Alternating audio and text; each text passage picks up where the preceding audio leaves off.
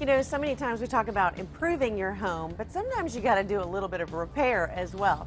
And I love it when manufacturers put a kit together for me, so all I got to do is come and pluck it off the shelf, go home and make my repair, especially my wall repairs. Now, DAP has come out with a great product. This is it opened. I've opened it up to show you what all comes in the kit.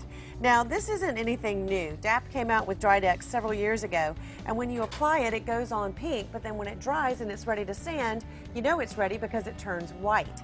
Another thing, though, that comes in this kit that I like is a little putty knife. You also get a little sanding pad, but this is where the magic begins. It's got a little peel and stick aluminum adhesive here that you stick right over the hole. So all you have to do is put this over the hole, and you can get up to a 3-inch hole repair on this kit.